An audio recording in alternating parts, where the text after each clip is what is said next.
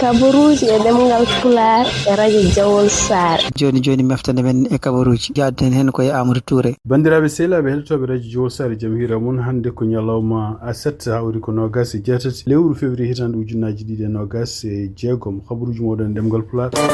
habaruji meɗen hande ko habaruji international ɗum noon ko guerre puɗɗiɗo sundi kamɓe armée ji Israël armée ji États-Unis armée ji Iran e ñalawma e yamirore makko kanko Donald Trump gardiɗo leydi États-Unis wonde ko bombardement jo puɗɗo toon to Iran ɗum noon ɗiɗon bombardement ji ene wayno ko porte avion ngaji makko gonɗi maaji toon to mer rouge walla maaji takkiɗo Iran e avion ngaji Israël kañumen ballodiri o ɗiɗon opération ngaji enen tuuma oɗo sa joni wonɓe leyɗele arabe wonɓe toon to nokkuji ko wayno taariɓe Iran kañumen koye mumen wawi taw kamɓe américain ji e Israël ɓe mbawi hutorade espace mumen pour wawde bombarduji Iran ko anda tan e wayno kanko gardiɗo leydi États-Unis hande Donald Trump e nder konngudi ɗi ƴefti o wi wonde opération ngaji ɗi yiɗano fuɗɗo en fuɗɗima toon to Iran ɗiɗon opération ngaji noon e wiide makko wonde ko waylude laamu ngongu toon to Iran ngu ɗum noon kadi e wiide makko kene ɓuura temedde ɗiɗi neɗɗo maayi toon sibabude ɗiɗon bombardement ji ɓeeɗo fof noon ko yimɓe liggotonoɓe e gouvernement makko kanko Ayatollah Khomeini tumnade kadi kanko président Donald Trump ko haali wi wonde kono gardiɗo leydi Iran hono Ayatollah Khomeini ene wayno maayi ɗiɗon bombardement ji ɗiɗon habaruji noon ene wayno ko ɓuuri hewde gummi ko to Israël ko Israël woni ko confirme wonde ko kanko Ayatollah Khomeini ene wayno warama ɗiɗon bombardement ji hollama kadi oɗo sadio hono kam Iran naɓe aussi ɓen continue neldude bombardement ji mabɓe ɗum noon e région fof surtout toon to Tel Aviv hollama yimɓe hewɓe gañi men ko famɗi fof sappo e goho neɗɗo maayi e bombardement ji ɗi ɓe berli toon kamɓe Iran ɗi ɗum ɗon kadi en continue kanko Donald Trump ne nde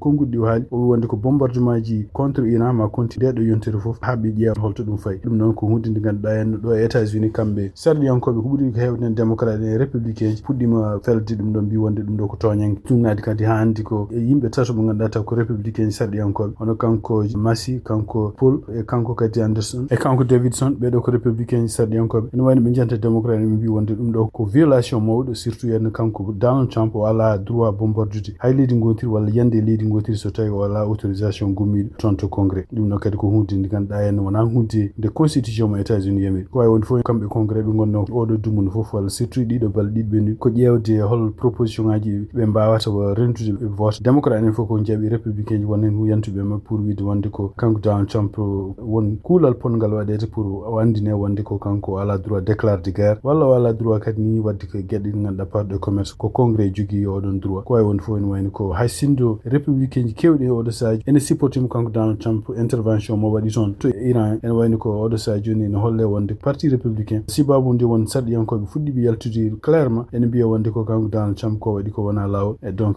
hawnaki lurodiral ene continue wonde toon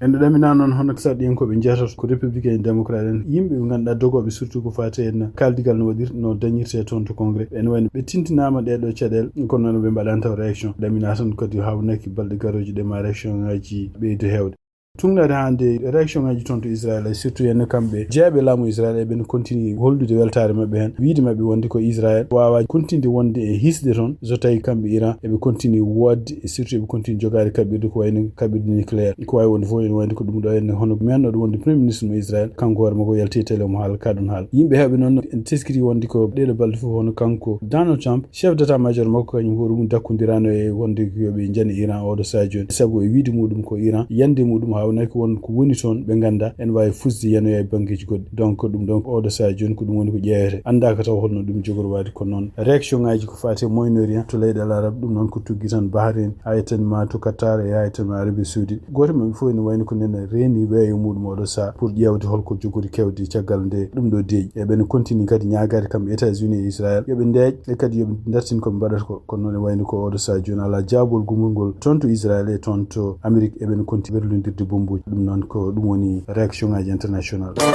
donc ha hande siftinɗon tan ene wayno ko kamɓe démocrate e nder gueɗe ɗe ɓe kaali ken wona mintaji seeɗa ɓe mbi wonde ɓe ciftini wonde ko ɗum woni ko kewno toon to Irak nde kanko George Bush nde o laamino tan nde ɓe puɗɗino guerre hakkude mabɓe e Irak wiide wonde oɗon guerre hawnaki ɗon e baltete ma gas kono ne wayno ko ha hande ɗum goni ɗo Irak ala laami ɗum leydi ɓe bonni leydi janandi e wonti gueɗe ɗe ganduɗa en américain en continue felede oɗo saha joni yimɓe américain ji ma yeyi toon dow mere dokki yeru kadi ɓe ko ɗum woni ko même probléme woni Libye heeɓi toon kadi hay sono américain directement gonani participant ene wayno ko kañumen jeeyano e otan ha jammini gardino toon ɗum woni leydi janandi bonnama oɗo saha joni kadi soɓe jani toon to Iran ɗum wayno ko ɗum jogori kewten andaka taw noon holkono jogori wade kono noon ene wayno kam ɗum woni ko kewi ko ɗon jaraten ɗo en hawno kamɓe États-Unis ɓe puɗɗima bombardement ji mabɓe to Iran e tugnade kadi habaruji gumiri toon e konngol makko kanko Donald Trump o wi wonde kono gardiɗo leydi Iran Ayatollah Khomeini ene wayno maayi bombardement ji he